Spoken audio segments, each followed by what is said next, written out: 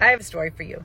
So a couple days ago, we talked about, like, can you paint your house colors that you love but might not sell? Back when I was married, we were going to sell our home because we were getting a divorce, and we'd put it on the market once and it didn't sell.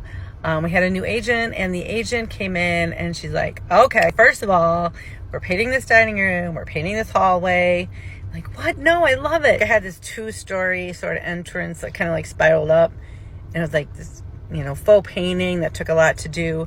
And I assumed, of course, because I loved it, everyone would love it. So I probably gave some pushback on the agent a little bit, like, do we really have to paint this? And she's like, yes. Now, keep in mind again, like, I'd already been on the market for like 6 months, didn't sell. I'm like, fine, we'll paint it.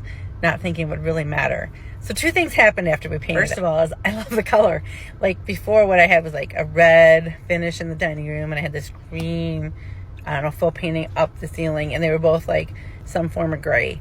And when I got done, I was like, oh my gosh, I never realized how much I liked it. Second thing that happened is we sold the house.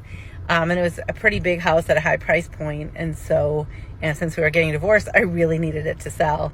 So I was so grateful that the agent really pushed and said nope. Because you think about that's the first impression. When you walked in, you saw this, like, way up, and also it was green and dark. And again, like, I loved it. And then you saw the red dining room. So it'll have nothing to the imagination for the buyers, like, if they didn't like it. Like, it's hard to imagine, like, how it could look if it was lighter. So I was so grateful that the agent came and pushed and said, nope, you're painting it. So if you're working with Michelle and I, we kind of push you, like, you need to do this here. Know that we're doing it for your best interest, because you're going to sell your home faster. You're going to sell it for more money. And we actually empathize. Like, I know exactly how you feel. Like, you love it. Why wouldn't anybody?